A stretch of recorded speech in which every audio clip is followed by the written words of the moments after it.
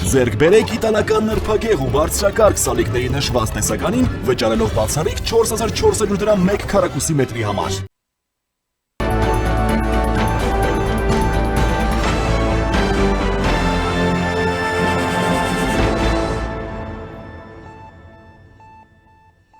Դուք դիտում եք առաջին լրատվականը, բարև ձեզ, ես Սիրանուշ Պապյանն եմ, տաղավարում զրուցելու եմ Քրիստոնյա ժողովրդավարական կուսակցության փոխնախագահ Հայկ Սուքիասյանի հետ։ Պարոն Սուքիասյան, բարև ձեզ, շնորհակալ եմ հրավերն ընդունելու համար։ Ընդունեք, որ Հայաստանը ոչ միայն արտաքին քաղաքական, այլ ներքաղաքական այսպես զարգացումներից իրում է հայտնվել, ինչպես է գնահատում Հայաստանի ներքաղաքական, այսպես ասած, ճգնաժամի ու տարածաշրջանային անվտանգային մարտահրավերների փոխկապակցվածությունը, նախ այսպես գնահատենք, հետո գանք մասնավորեցնենք, թե ինչ է ընդհանրապես ներքաղաքական կյանքում կատարվում եւ ինչ մարտահրավերներ կան, համեցեք։ Նախ դուք նշեցիք ճգնաժամ չկա։ Կա այս վերջի 5 տարում Հայաստանի եւ մեր ժողովրդի կյանքում սովորական դարձած երևույթ, որն է պետության կյանքը ցնցել, եթե ներսում հնարավոր չի դրսի աջակցության ցնցել, դա մեր շուրջը իհարկե շատ բաներ են տեղ ունենում, աշխարհը իր բնավորության համաձայն աշխարհի առաջավոր պետությունների բնավորությանը համաձայն խառն է, որտեղ դա մի քիչ էլ օբյեկտիվ է։ Ինչու է ընդհանրապես աշխարհակարգը միշտ փոփոխվում, որովհետև պետությունները տարիների ընթացքում կուտակում են պոտենցիալ։ Բարոյական, հոգևոր, ռազմական, տնտեսական, դեմոգրաֆիական այս պոտենցիալի կուտակումը բերում է ուժերի հաշվեկշռի փոփոխության եւ առաջանում է նոր աշխարհակարգի ձևավորման պահանջ։ Հիմա սա ինչ որ աշխարհում է տեղի ունենում։ Մերը կան նպատակ Հայաստանի ներքին կյանքը ցնցելու, նախ դա արձանագրեցիք։ Մեր դա ինչը 5 տարի է, դա տարբեր ձևերով մեր ներվերը ուտում են ինչ որ հատված, որը հետաքրքիր բան է, որը ազատության եւ անկախության իդեալ չունի մեջը։ Հանած է սրանց ջանդակից անկախության իդեալը, տեղը սրսկված է ճորտության գերակա գաղափարը եւ Հայաստանի մինչ հեղափոխական անցյալը ունի սեփական բանաձևը ազգային անվտանգության վերաբերյալ, դա հետեւյալն է կարծում եմ, ճորտությունը որպես ազգային անվտանգության մոդել։ Սա իրենց մոդելն է, որը իրենք հրամցնում են մեր ժողովրդին տարբեր ձևերով, ամեն անգամ տարբեր մարդկանցով, սկզբից իրենց չեղած դեմքով, հետո իրենց օսլայած դեմքով, հետո դա էլ չանցավ այս սիմֆոնիային միացրեցին եկեղեցուն ու եկեղեցու բարձունքում հեծնած հոգևոր դասի մի հատվածին։ Հիմա դա էլ ոնց ունեն չի, աջակից ուժեր են պետք, գործուղել են, այստեղ սկզբից գործուղեցին Կիրիենկոին, սա էլ հավաքել իր հետ բերել է շոր մի հատվածի Ռուսաստանի հայության մեջ մի հատվածի, և եկել են դեմ են եղել մեր պետությանը և մեր ժողովրդին, ուժվան չկա տակը։ Տեսեք, պարոն Սուքիասյան, ըստեյության կոնկրետ ակնարկում եք Սամվել Կարապետյանը Կրեմլի ծրագիրն է փոխում կյանքի կոչել այն ինչ տեղի ունեցավ նրա հետ եւ նրա շուրջ։ Տեսեք, նա նաեւ արդեն բանտից հայտարարություններ է տարածում, ըստեյության մեղադրանքներ հնչեցնում, զինված ուժերը քանդելու, արտաքին քաղաքական դերակատարների հետ սխալ աշխատելու, մասնավորեցնում է նաեւ Ռուսաստանի Դաշնությունը, սրանով ըստեյության կոնկրետ ակնարկելով ինչ ծրագրեր ու ինչ նպատակներ կան։ Նախ նայեք, այդ մարդը ինքը մեր պետության կյանքում ինչ դերակատարություն ունի։ Հիմա իրենց բարեգործությունները եթե հանենք, այս էլ մարդկանց ներվերը կերել են, 100 դրամ փող տան, գանգնստենք պետության վզին, էլի։ Իրենք էլ իրենց բարեգործություններն են հետը, ինքը բարոյապես ինչ իրավունք ունի Հայաստանի արտաքին քաղաքականության եւ ներքաղաքական կյանքի մեջ խառնվի։ Ինքը ռուս է այդ մարդը, ռուս հետ ոնց է ասում եմ շուտով էլ մեր անվտանգություն արտաքին վերակառուցվելու է արժանապատվությունն էլ շատ արագ վերականգնվելու է իհարկե իրենց ասեցի իրենց արժանապատվությունը որն է ճորտությունը որպես ազգային անվտանգության մոդել դա է իրենց արժանապատվությունը ընդհանրապես մենք որպես ժողովուրդ ինձ թվում է ինչ որ մի պահ պիտի կանգ առնենք եւ մենք պիտի որոշում կայացնենք որ մենք ամեն անգամ գետնի տակից ասենք Ուդմուրտիայից չգիտես որտեղից Փարիզից մի հատ հայ պիտի չճարենք ռեկլամ անենք այդ հային եւ բերենք դեմ տանք ինքներս մեզ եւ մեր պետությանը հայ է դա ինձ ընդհանրապես հետաքրքիր չի ինձ նայեք ես մեր ժողովրդին եմ առաջարկում մեզ համար գլխավորը Հայաստանի Հանրապետությունն է Հայաստանի Հանրապետությունը դա հայությունը նայեք աշխարհով այնքան հայ ազգությամբ հայ է հետո ինչ այդ մարդը ինքնությամբ մեզ հետ կապ չունի իսկ ինքը իրեն ինչ ասեմ այդ մարդիկ դրանց նման մարդիկ շատ կան Բարձրապես հավանաբար գիտեք հարցը որն է, որ իշխանությունը որոշեց այս պահին եկեղեցուն մաքրելու գործընթաց սկսել, որը շուտ պետք է անել եւ մենք ասել ենք վաղուց։ Բայց քանի որ հիմա է որոշել եւ դա մի քիչ բարդություն ունի իր մեջ, հավանաբար որոշել են հավաքվեն եկեղեցին դարձնել ռևանշիզմի կետ Եվ եկեղեցով գրոհել, բայց իհարկե եկեղեցու շուրջ հավաքել համապատասխան թաշախուստ, բարերար, հետաքրքիր է, էլի, օրինակ մեր եկեղեցու ղեկավար դասը, ինչու օրինակ ինքը իր մեջ բացատրություն չունի, ինչ է, որ իրենց շուրջ միշտ հավաքվում է ռուսական աշխարհայացքով մարդիկ, ինչու է այդպես, էլի, ինչու է այդպես, նշանակում է դուք փտած եք բոլորդ, փտած Եվ լավ է, որ վերջնականապես, իհարկե վաղուց է դա տեղի ունեցել, բայց հերթական անգամ բացահայտվում է, բաց երկնքի տակ, մեր ժողովրդի մեջ բուսնած գործակալական ցանցը, մեր եկեղեցու տերմինով ասած, տեղի ունենում զատիկ, զատում, մեր եկեղեցու ղեկավար բարձունքում հեծնած գործակալական ցանցի եւ մեր ժողովրդի քրիստոնյա հատվածի եւ մենք հիմա այդ որոշումը պիտի կայացնենք։ Ինձ թվում է նաեւ կրթության նախարարությունը լավ կանի, երևի մի հատ Միքայել Նալբանդյանի ազատություն բանաստեղծությունը, այս հայության ամբողջ ժողովրդի ձեռը տա, մեկ նստեն կարդան։ Նստեք կարդացեք մի հատ Նալբանդյանի ազատություն բանաստեղծությունը, սա ջանդակից հանած է պետությունը, հանած։ Եվ դրանց ժողովուրդ, տատս, պապս, մենք հայը, բանարը, ինչ եք խոսում դուք։ Սրանց եւ սա նաեւ այստեղ նայեք, կա սովետական տարիների Բայց նաև Լևոն Տեր-Պետրոսյանի ոճիրը, այս ժողովրդի հոգիների մեջ դնելու փոքր ժողովրդի հոգեմաշանող մտածողությունը։ Հիշում եք ժամանակին ինչ է, փոքր ժողովուրդը գյոլլա գնաց, այնց որ հիվանդալ են սրանք, այսինքն այս ժողովրդի միջից, մեր միջից հանել են պետությունը, տեղը փոքր ժողովուրդ է, փոքրը տատատ է։ Դրա համար սրա շրջանակներում աշխատում են։ Փոքր ժողովուրդը գյոլլա գնաց, գյոլլա դու գնա։ Դուք ինչի յոլա չեք գնում, ինչի ժողովուրդը պետք է յոլա գնա, դուք բոլորը թագավորի նման ավ, յոլա գնացեք դուք, արա։ Այսինքն սա բան է, այսինքն մեր ժողովրդին հանգեցրել են սրան, որ ինքը պետության մասին չմտածի։ Մեզ համար էլ եմ ասում, գլխավորը նայեք, ոչ աշխարհասփյուր հայությունը ոչ մի բանն է, գլխավորը Հայաստանի Հանրապետությունն է, գլխավորը։ Եւ նաեւ մենք սփյուռքա հայությունն էլ ինքը պետք է տես մտածի, ինքը եթե տես մտածի, ինքը ավելի լավ կապրի։ Ոչ թե հակառակը սփյուռքը այնի, մի հատ սփյուռքից մարդ ճարեն, մեր ժողովրդի ներվերը ուտեն։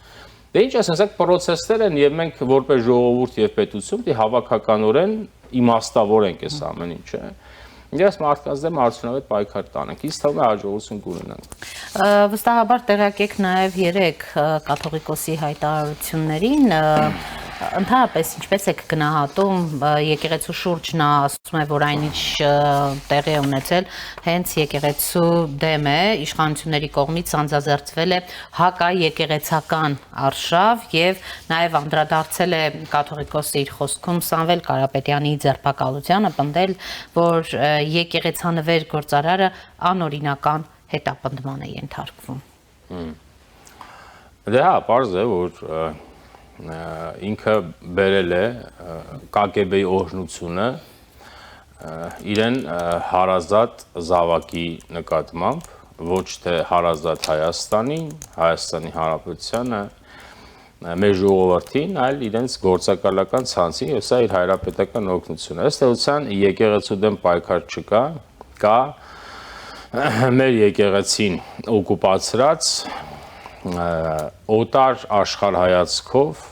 մեր եկեղեցու հոգևոր ղեկավար դասի մի հատվածի դեմ պայքար, ինչը ճիշտ է։ Կա պայքար եկեղեցին ազատագրելու եւ իր վեհությամբ մեր ժողովրդին եւ Հայաստանին վերադարձնելու գործընթաց։ Իրենք դեմ են եղել դրան։ Իրենք են մեր եկեղեցու դեմ արշավ տանում։ Իրենք մեր եկեղեցու ղեկավար դասի մի հատված հայաստանյաց առաքելական սուրբ եկեղեցու դեմ պայքար է տանում։ Տանում է տարբեր ձևով, տանում է դավանանքը այլասերելով, էլի եմ ասում, շատ հազար անգամ ասելու եմ, հայությունը ինքը իր դավանանքը պիտի անգիր սովորի։ Մեր եկեղեցին Աստծո կերպի բացատրության հարցում ընդունում է միաբնակության սկզբունքը։ Դա քրիստոնեության ակունքն է։ Ուղղափառ եւ կաթոլիկ եկեղեցին ընդունում են Աստծո կերպի բացատրության երկբնակության սկզբունքը։ Նրանք ասում են երկու հատ Աստված կա։ Երկնային եւ երկրային։ Մեր եկեղեցին ասում է Աստված մի հատ է, հոգին չի կարող լինել առանց մարմինի, մարմինը առանց հոգու։ Սա մեր եկեղեցու տարբերությունն է։ Մենք բոլորից տարբերվում ենք, բոլոր եկեղեցիներից։ Մենք ինքնուրույն ավտոկեֆալ եկեղեցի ենք։ Այս կաթողիկոսի աղբերը ասում է մեր եկեղեցին երկբնակ է։ Հիմա հարց,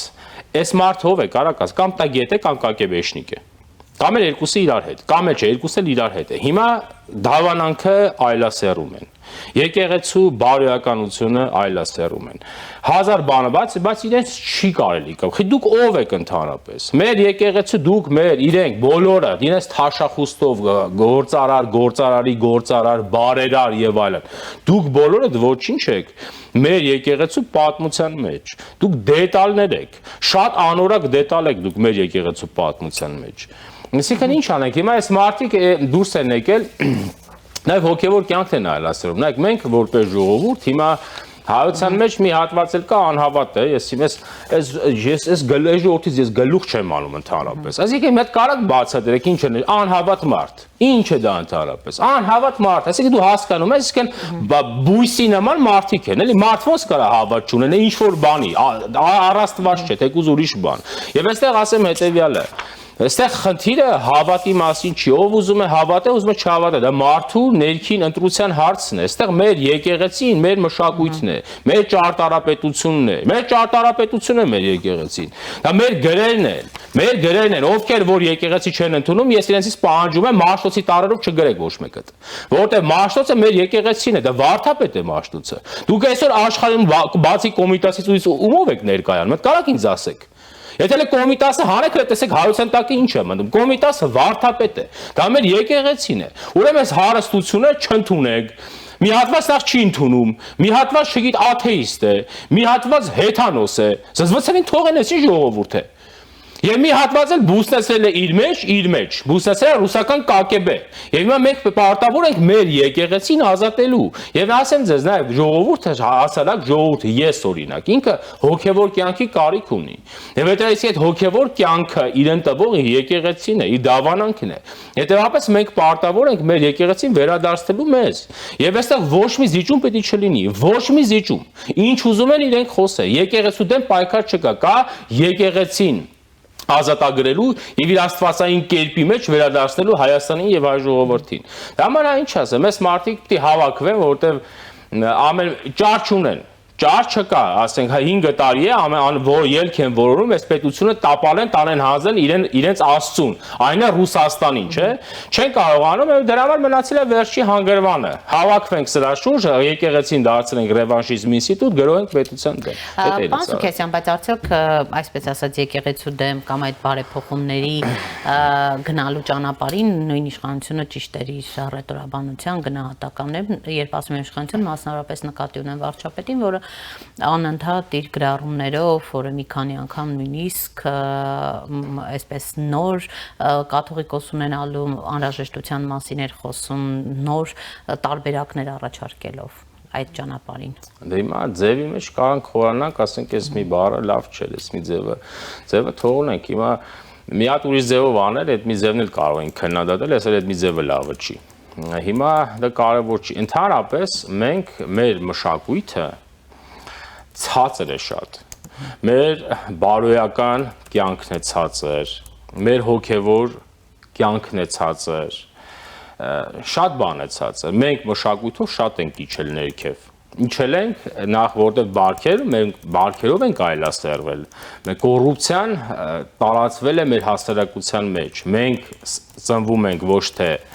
ազատության իդեալով, այլ ծնվում ենք սկզբից ծնվում է կոռուպցիան, հետո ես հետևից գալիս եմ։ Սա մեր բնավորությունն է։ Այս ամեն ինչը այլասերել է մեզ, մեր մտածողությունն է եւ այլն։ Եվ մեր եկեղեցին, որ խնդիր ուներ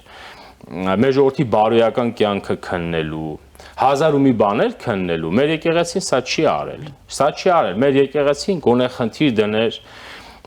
արդիականանալու, որովհետև ժամանակակից աշխարհում միջնադարյան մտածողությամբ եւ վարքականոններով չեք կարող ժողովրդին պահել ձեզ հետ, չեք կարող։ Մեր ժողովրդին պիտի մոդեռնիզացիայի գնա։ Օրինակ հիմա տեսեք, մեզ մոտ բազմաթիվ աղանդներ կան, չէ՞ տարածված։ Գոնե սրանք դրա մասին խոսեն, ասի ինչ է ձեր զավակները ձեզնից հեռացել, ինչի։ Դուք այդտեղ անելիք չունեք, գոնե սրա մասին խոսեք, էլ ասեմ բարերարը, ստատս, բանս, ինչ եք խոսում, արա։ Դուք ձեր անգործության հետևանքներում այդ բուսած աղանդերի դեմ պայքարեք։ Բայց սա ինչից է, որտեղ ինքը չի գնում մոդեռնիզացիայի, կոնսերվատիվ է, փակվել է, ռուսականացել է, մնացել է։ Օրինակ կարելի է Ասենց առաջարկում եմ, մեր պատարակների ժամանակը կրճատեք, կես ժամանոց սարքեք, 20 րոպեանոց, կապեք մարդիկ, որ ինքը գա արագ նստի, լսի դա գնա, ինքը կապվի եկեղեցու հետ։ Եկեղեցում դուք պետք է աստվածաշունչ քննեք ամեն օր, մարդը գա աստվածաշունչ լսի, ոչ թե գա զառռոցները, նստեք երգեք, մարդ լսի, բան չհասկանա ինչ եք երգում, որովհետև չգիտեք, այնպես եք զառռում, որ չջոգեն մարդ ինչ բառ է սա, դուք սրա մասին խոսեք, սրա մասին մեր եկեղեցին պետք է գնա արդիականացման, այսինքն մեր ժողովուրդը իր հետ կապվի։ Մնացածը հա դե ինչ ասեմ, մենք շատ բաներ կարանք ասենք, ավել պակաս, որ էլ եմ ասում։ Մեր ընդհանուր մշակույթի ցածրության հետևանք է։ Հիմա ձևը թողնենք, ինչ ձև են դել իշխանին, կարևոր չի։ Կարևորը գործընթացն է։ Եվ գլխավորապես կարևորը արդյունքն է։ Մենք արդյունքի վրա պետք է աշխատենք։ Եթե նայեք, ասել եմ, հիմա էլ եմ ասում, եթե մեր եկեղեցին իր բարոյական կերպարով, իր հոգևոր ուժով, իր պատմական հուշով գա դեպի մեր ժողովուրդ, դուք կտեսնեք հայություն ինչքան կուժեղանա, որտեղ ինքը ամեն դեպքում տակից իմպլիցիտ է, չի երևում, բայց ինքը հոգու մեջ քրիստոնյա, ինքը հոգու մեջ այդ ոգեղեն ուժի կարիքը ունի։ Դուք պատկերացնում եք, լինի իսկական ազնվական մեր եկեղեցուն արժանի կաթողիկոս, ուղերձով դիմի մեր ժողովրդին, այդ ժողովրդի դեմ ով է կանգնելու, ով։ Ոչ մեկ, եթե դուք իրեն այդ ոգեղենությունը հետ տակ։ Սրանք այդ չեն անում, հոգին են փչացնում մեր ժողովրդի։ Դա մեր խնդիրն է, այո, դա կարևոր չի ձևը, ինչ ձևով որ պետք է լինի, ինքը պետք է գնա եւ վերջ։ Պարոն Սուքիասյան, որոնք են Հայաստանի առջև ծառացած ներքին ու արտաքին մարտահրավերներին դիմակայելու առաջնահերթությունները հիմա։ Նայեք, հիմա մեր արտաքին մարտահրավերները ավելի քիչ են եւ ավելի թույլ, քան մեր ներքինը։ Եվ ես ձեզ ասեմ, եթե նույնիսկ առաջին հանրապետությունը վերցնենք, չէ, մեր առաջին հանրապետությունը չի փլվել արտաքին ագրեսիայի միջոցով։ Մեր առաջին հանրապետությունը փլցվել է ներսից։ Հետևաբար հիմա էլ է այդ մոդելը շարունակվում։ Մեր խնդիրը իհարկե արտաքին վտանգը կա, բայց արտաքին վտանգն է դուք տեսեք, որ կառավարվում է։ Մենք այս ընթացքում պետությունը բավարար բան է արել, իր շուրջ ստեղծելով այնպիսի հաշվեկշիռ։ Կարող է շատ չի դա, բայց Հայաստանի շուրջ հիմա այնպիսի ուժերի բալանս կա, հաշվեկշիռ կա։ Այդ բալանսից էլ մի հատված կա, բանա, սարսափում է, այս բալանս բառը տալիս ես, թողնում փախնում է կողից հետ։ Ուժերի հաշվեկշիռը, նայեք, շատ կարևոր բան է։ Հայաստանի Հանրապետությունը, տեսեք, բանակցել պայմանագիրը պրծել է, մնացել է ստորագրել, մի օր կստորագրեն։ Այսինքն չափավորված է, հա, այո, չափավորված է Ադրբեջանը։ Որտեվ հիմա ինչի չի անում, որտեվ մի քիչ խառն է, լտնանք Իսրայելից ինչ է շահում, Իրանը Իսրայելի ինչ է լինում։ Իրենք թուրք են, նայեք, հայի նման չեն։ Ձգում են մինչև հասկանան ինչ կարա լինի։ Բայց բանակցված պրծած է պայմանագիրը։ Եվրոմիության դիտորդներ կան։ Բանակը քիչ թե շատ, չգիտեմ ինչքան, բայց աստիճանաբար կարգի է գալիս։ Եթե ԱՄՆ-ն Իրանի դեմ է, ԱՄՆ-ն Հայաստանի դեմ չի, վստահ եք։ ԱՄՆ-ի հետ ռազմավարական համագործակցություն կա, Հնդկաստան կա, շատ ուրիշ բաներ կան։ Իրանը թուլացած է, բայց Ադրբեջանի համեմատ Ամերիկայի համեմատ է թուլացած։ Ադրբեջանը թուլացած չէ։ Հետևաբար արտաքին ռիսկերի վտանգ այս բան մենք չունենք ընդհանրապես։ Մեր խնդիրը ներսից է։ Ներսից Հայաստանը ներսից պահել անկայուն, որպեսզի ինչ որ ժամանակ հետո հնարավորություն լինի հասնել ռևանշի։ Մեր խնդիրը եւ որպես ժողովուրդ այս իրողություններին ճիշտ հետևելն է եւ ճիշտ քաղաքական գնահատական տալն է իր քաղաքական կյանքին։ Իսկ պետական ինստիտուտները պիտի ճիշտ աշխատեն, որպեսզի անընդհատ դասից մեկին ռեկլամ չանեն, կապեն ջաններից։ Ոնց որ մեր ջանին կապել են Լևոն Տեր-Պետրոսյանի, Լևոն Տեր-Պետրոսյանը ռեկլամ արած ֆիգուր է։ Ռեկլամ արած եւ մեր ժողովրդի ջանին են կապել։ 90-ական թվականներին ինչ էին ասում այդ մարդու մասին, չէ՞։ Մեծ գիտնական է, բան։ Ինչո՞վ է մեծ գիտնական։ Գնում եք ազգային գրադարան, քարտարանը բացում եք, մի հատ հասնում եք Լևոն Տեր-Պետրոսյանի անվան երկու հատ փոքր բրոշուր է։ Լևոն Տեր-Պետրոսյանը մեծ գիտնական է ինքը։ Ինչ էին ասում 7 հատ լեզու գիտի 7 հատ դե հիմա ստուգում եք ընդհանրապես ամեն բան պետք է ստուգել այդ ասելով չի ես էլ ասում ես Էյնշտեյն եմ հիմա դա տենց է թե չէ պետք է ստուգեք այդ մարդը բացի ռուսերենից հայերենից ուրիշ բան գիտի մեկ էլ ասորերեն գիտի որ մեռած լեզու է բայց ռեկլամարին կապին մեր ժողովրդի ջանին ես էլ հավանաբար սովետական կագբ ռեզիդենտն է այսինքն ռեկլամ արած բաներ են դրսից էլ են էլի ռեկլամ կանեն բարերարն է եկել են եկել բա ուշադիր եղեք դա ձեր պետության եւ ձեր ազատության դեմ է եւ դուք պիտի ճիշտ գնահատական տակ ձեր կյանքի ոսում ունեք կյանք եւ ապագա եւ էլի եմ ասում բոլորս հայությունը Հայաստան յուրաքանչյուր քաղաքացի Միքայել Նալբանդյանի ազատություն բանասացություն անգիր եք անում անգիր որտեղ մի օր հարցնելու ենք թե չէ եթե այդպես չմտածեք դուք այդ ազատության իդեալով յոլա գնանք բանանենք հա միշտ այդ յոլա գնալու համար հարմար հեղինակներ կան հարմար լիդերներ կան կապեն ջանին որզի ձեզ տանեն Ռուսաստանում յոլա գնաք էլի դա ինչ ասած ասենք գլխավորապես մեր խնդիրը ներքին է արտաքին ռիսկերը կառավարելի են Պարոն Սուքիասյան, եւ այս առումով ինչու եք վստահ որ պայմանագիրը կյանքի է կոչվելու, որովհետեւ Ադրբեջանից կարծեք թե այդպիսի դրական ազդակներ գոնե մարտից սկսած չենք նկատում, որքան էլ կողմերը հայտարարել են 17 կետերի վերաբերյալ ունեն համաձայնություն, դրանից հետո տեսնում ենք Ադրբեջանի առաջին դեմքերի, այսպես ասած, հայտարարությունները, որոնք ոչ մի կերպ չեն տանում ընդառաջ այդ պայմանագիրը կյանքի կոչել, որտեղ Հայաստանը տեղ ու ժամ է ասում, պատրաստ է ստորագրման։ Իմ ասածը ըստ էության վերաբերել հավանականությանը, որ կստորագրվի եւ դրա հավանականությունը շատ մեծ է։ Եվ դա պիտի ստուգենք անալոգիայով։ Ըստ էության այս պայմանագիրը կամ բանակցությունը պիտի լինեին, թե պիտի չլինեին։ Պիտի չլինեին։ Ժամանակին օրինակ նույնիսկ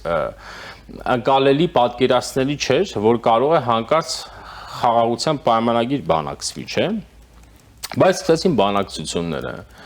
Հետո եկավ զառոցը, որտեղ դա 40,000 տարի տևելու է։ Պարզվեց մի 7 կետ բանակցել են, բայց Ադրբեջանը չի ուզում։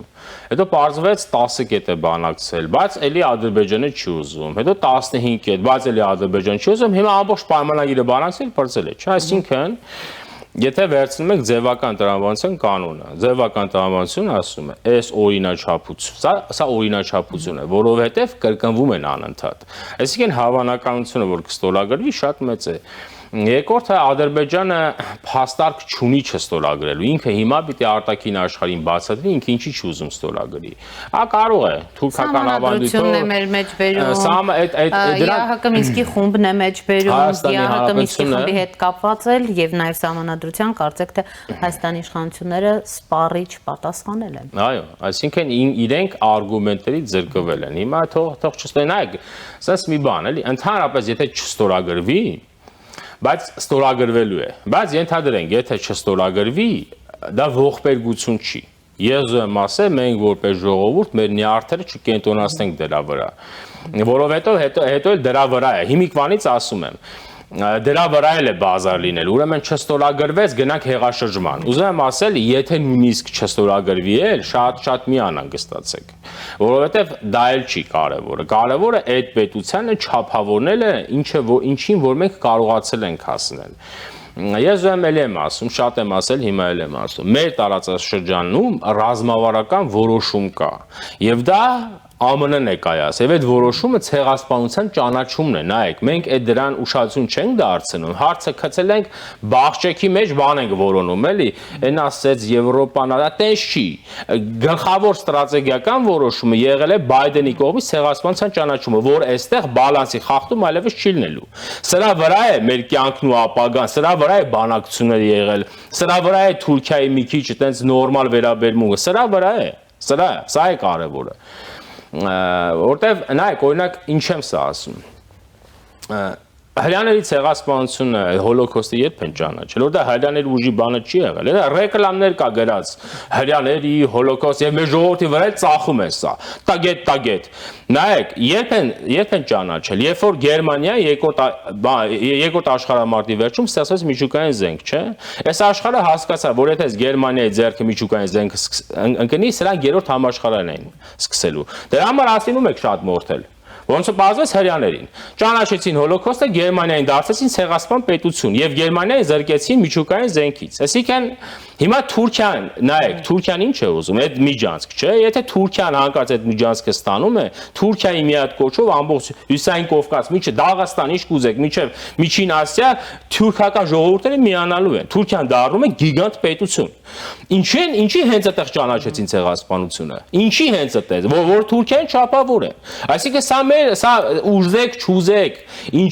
մենք էլ ուզենք միջանցք տանք, չգիտենք, ինչ տանք, դա հնարավոր բան չի։ Հնարավոր բան չի, այսինքն այդ հարցը Թուրքիան էլ է չափավորված, հանգիստ եղեք, հանգիստ։ Մենք պետք է զբաղվենք մեր ներքին կյանքով, որտեղ մեր ներքին կյանքն է վատը, մեր բարքերն են վատը, մեր մշակույթն է ցածր, շատ ուրիշ բան է։ Դրա համար ինչ ասեմ, սրանք ուզան ասել հիմա կարծում եմ Թուրքիան էլ շահագրգռված է, որ Ադրբեջանի Ռուսաստանի սպոգի։ Իսկ դրա համար հավանաբար պայման կա, որ ինքը պետք է ստորագրի դա, որտեվ բացատրելի չի, ինքը հիմա աշխարհին չի կարող բացատրել, թե ինքը ինչ դա չի ստորագրում։ Դա մենք լեգիտիմ ենք։ Պարոն Սուքիազյան, ասում եք, որ մեր խնդիրները առավելապես ներքին են զրույցի ընթացքում։ Տեսեք, հիմա ներքին գետնի վրա երբ ըստ էության անդրադարձանք թե Սամվել Կարապետյանի, թե եկեղեցու շուրջ կամ ընդհանրապես նաև ընդդիմադիր падգամավորներն են միացել, գիտեք, այս ամբողջ արշավին։ Ինչ սպասել 26-ին ընթառաջ, հաշված ամիսներ են մնացել, բայց այս ներքաղաքական կյանքում թեժության պակաս չկա ու շատ անհասկանալի անորոշ է, թե ինչ է սպասվում։ Ընդդիմադիրները չեն միացել են օտարաճորտության սիմվոլի ռևանշիստները։ Դրանք ընդդիմադիր չեն։ Այդ կապցրած է իրենց վրա։ Հիմա հասկանանք ինչ կարող է լինել, եթե հանկարծ իշխանությունը հետնահանջ անի եւ process-ը տապալվի, ապա շատ մեծ հավանականություն կա, որ եկեղեցին դառնում է ռևանշ իսկական կենտրոն եւ այդտեղից հեղաշրջման վտանգ կար առաջանա։ Եթե հանկարծ իշխանությունը տապալեց այս գործընթացը, ես եմ ասել, նայեք, այն ժամանակ սկզբից եկեղեցու ղեկավար դասներ գրոհել, միացարփազաներ ճարել, հեսնել վրան գրոհել էր։ Իրենք տապալվեցին, ես լեգիտիմություն ունկա, բայց սա իշխանությունն է նախաձեռնել, մենք ենք նախաձեռնել այս գործընթացը։ Եթե մենք այստեղ տապալվում ենք, իշխանության լեգիտիմությունը շատ արագ կընկնի, շատ արագ, եւ իրենք շատ արագ հեղաշրջման պոտենցիալի հնարավորություն կստանան։ Իսկ եթե սա չի լինում, եւ իհարկե պիտի չլինի, մենք գրանք խորհրդանական ընտրությունների։ Ռևանշիզմի կենտրոն է դառնում եւ հեղափոխություն իրականացնում եկեղեցին։ Եթե հանկարծ տապալվի այս process-ը, այսինքն բախվի իշխանությունը, մենք բոլորս եկեղեցու ղեկավար դասին եւ հանկարծ փլուզում լինի, իրենք հաղթեն հանկարծ։ Բարձր որ բայհարկե, միանգամից դառնում է հեղաշրջման վտանգը շատ արդիական։ Դա այստեղ ես եմ ասել, սա պետք է չլինի հերթական գործընթաց, սենց գնանք եւ այլն, որտեվ ել եմ ասում։ Մեր եկեղեցին սրանք չէ, ինքը մոբիլիզացիայի մեծ պոտենցիալ ունի, ինքը ունի այնքան ռեսուրս, որ կարողանա հասարակության շատ արագ հավաքել իր շուրջը։ Այսինքն սա մեկ։ Իսկ եթե մենք սա մինչև ընտրություններ կարողանում ենք մաքրել եւ ունենում ենք հայկական ինքնությամբ մեր առաքելական եկեղեցու դավանանքով, իսկական ազնվական հայ կաթողիկոս, մենք ունենանք լավագույն ընտրություններ, մենք ունենանք իսկական դեմոկրատական ընտրությունները, որտեղ ասեմ, մեր եկեղեցին դեմոկրատական ինստիտուտ է։ Մեր կաթողիկոսը ընտրվել է նաև քաղաքացիների կողմից է ընտրվել ժամանակին, հետո է մի քիչ փակվել։ Մեր եկեղեցին օրինակ հրաժարականի ինստիտուտ ունի, բարիք է դա այս կաթողիկոսի համար, որից ինքը չի օգտվում։ Չնայած իրեն ուզում եմ ասել, որ մենք 10-ից ավել կաթողիկոսներ ենք ունեցել, որոնք հրաժարական են տվել, օգտվել այդ բարիքից։ Մի հատվածներ նայեք, մի հատվածներ գանկեց են արել, ինքը հավանաբար այդ ճանապարհն է ուզում ընտրել։ Եթե մենք սա կանենք, մեր եկեղեցին իր կերպարով, իր բարոյականությամբ, իր մշակույթով կվերադառնա դեպի մեր ժողովուրդ, մենք կգնանք ավելի կազմակերպված ընտրությունների եւ այստեղ ես ուզում ասել հետեւյալը։ Կրեմլի միջամտությունն է, բայց հա, դե կանեն իրենք այնպես չի միջամտելու են։ Եթե մեր ժողովուրդը գնալու է առաջացնելու նորից նույն պատկերը, իշխանություն եւ հակապետական հատվածով աշխարհայացքով մի հատված ռևանշիստներ մտցնի խո մենք ունենալու ենք էլի այսպիսի պետություն կապ չունի կարող է մի քիչ թուլացած բայց այսպիսին է լինել դրա համար մեր ժողովուրդը պետք է ուշադիր լինի եւ կարողանա խորհրդան մտցնել նաեւ այնպիսի ուժեր որոնք ընդդիմադիր ուժեր որոնք ընդդիմադիր են ոչ թե ռևանշիստ են եւ այլն սրանք նայեք ընդդիմադիր են պետությանը եթե մեր ժողովուրդը կարողանա ձևավորի այսպիսի խորհրդարան կազմակերպված ընդդիմությամբ, ապա ինքը կունենա շատ ավելի կայուն քաղաքական կյանք եւ շատ ավելի բարձր պոտենցիալով պետություն, որը արտաքին մարտահրավերներին շատ հեշտ կդիմակայի։ Ինչ ասեմ, թող մոտենա կտեսնենք։ Ամեն դեպքում ըստ էության, պարոն Սուքասյան, եթե ավարտենք զրույցը, դուք ակնկալում եք այն գործընթացը, որ իշխանությունը նախաձեռնել է, պիտի ավարտին հասցնի եկեղեցու հետ կապված, հոգևորականների հետ կապված եւ առհասարակ այն process-ները, որոնք տեղի են ունենում, որովհետեւ մենք վերջին շրջանում անդադ այդպիսի ձերբակալությունների ենք ականատես լինում, որը շատերի գնահատմամբ ուրեմն դուրս է լինում, ավելի շատ քաղաքական ճնշումների է նման, քան իրավական գործընթացների։ Այո, պարտավոր է ավարտին հասցնել, որովհետև գործընթացը ինքնին լեգիտիմ է, քրիստոնեական է, արժանի է մեր եկեղեցին ունենա իրեն արժանի կաթողիկոս, իրեն արժանի հոգևոր դաս, մենք պարտավոր ենք մեր եկեղեցուն, մեր ծառայությունը մատուցել, մեր եկեղեցուն։ Այդ նենց չի, որ միայն եկեղեցին պետք է մեզ ծառայի, մենք էլ մեր եկեղեցին պետք է պահենք։ Նույնը մենք պետության նկատմամբ, նայեք, մենք որպես ժողովուրդ, սփյուռք, ինչ ուզեք, մենք Հայաստանին պետք է արժանի լինենք։ Մենք մեր պետությանը, մենք պետք է արժանի լինենք պետություն ունենալուն, ոչ թե Հայաստանը մեզ, չէ, մենք որպես ժողովուրդ Հայաստանին պետք է արժանի լինենք։ Մենք որպես ժողովուրդ մեր եկեղեցուն պետք է արժանի լինենք։ Որովհետև այդ եկեղեցին մեզ շատ բաներ է տվել։ Այսինքն այս գործընթացը ակնհայտ է, որ պիտի գնա իր տրամաբանական ավարտին եւ այս մարդը պետք է թողնի մեր եկեղեցու բարձունքը եւ ազատի Աստծո հետ մեր ժողովրդի եւ մեր եկեղեցու կապը։ Մնացածն էլ, հա, դե գործընթացներ են, թող գնանք տեսնենք հիմա օլիգարխ կբերեն, այս կբերեն, որ ոչ մի քաղաքական բան էլ չկա։ Կա իրավական գործընթաց, եթե իրենք գտնում են, որ Հայաստանի Այսքան Կրեմլը ուզի բերի այստեղ, պարոն Սուքասյան, ձեր գնահատմամբ։ Մի հատ, այո, Հայաստանի այդ մարդը Հայաստանի արտադրության խողովակով պիտի անցնի։ Պետք է անցնի, հասկանա Հայաստանի ծանրությունը, որպեսզի հասկանա, որ չի կարելի գալ ուրիշների հրամանով պետության կյանքը ցնցել։ Որովհետև այդ մարդիկ ինչ են անում, ասինքն ինչ է ձերա, ինչ է ուզածդ էլի, ինչ։ Եկել ես, ասենք, փող ունեք, դասել ես հայության փողերն է։ Արա ձեր փողերը պետությանը ծառայացրեք։ Պարտադիր է այս պետությունից ամեն ինչ տանեք։ Այսինքն հարուսելու է այստեղ։ Կրեմլում գործուղի այստեղ ներքաղաքական։ Այո, մեր հարուստները, եթե մեր հարուստներն են, մի անգամ որոշեք էլի ձեր պետությանը ծառայեք էլի, որտեղ մեր հարուստները բարձում է այդքան էլ այտենց չեն։ Հիմա ես մեզ հարց եմ տալիս, էլի, որտեղ է Մանթաշովը։ Մանթաշով, Աբեղով, նայեք, հիմա այսօր ամբողջ աշխարհը ռոքվելերների մասին է, չէ՞ խոսում։ Դու գիտեք, որ աշխարհում առաջին անգամ նավթ արդյունանել են Բաքվում։ 1879 թվականին աշխարհում առաջինը հայերն ու հрьяաները Աբեղովը աշխարհի ամենահարուստ մարդկանցից մեկն է եղել այդ Ռոքֆելերները նստելու տեղ չեն ունեցել իր գրասենյակում երկրորդ հարկում տեղ է տվել հիմա որտեղ են նրանք որտեղ եք դուք որտեղ նախ ինչ եք ազգանուններ այդ փոխում արա ինչ եք փոխում Այս հայկական ավանդույթ է, Շիրվանզադեի քաոսը կարդացել եք, չէ՞, Շիրվանզադը ինչ է ասում, ծխում էին աղա Աբեղյանին ավթահորերը, Շիրվանզադը նորմալ մարդ է, Յանով է գրել, սրանք դզում են ազգան, Աբեղով, գնա Վրաստան կսարքի Աբեղաշվիլի, այդ հարուստներ որտեղ է ձեր ներդրումը Հայաստանի մեջ, որտեղ, դրա համար է դուք չեք լինի, այն ինչ որ կլինեք, այս Բաքվի նավթի 30%-ը ձերն է, մերն է, բայց ով է տերը, որովհետև ես եք դուք, ես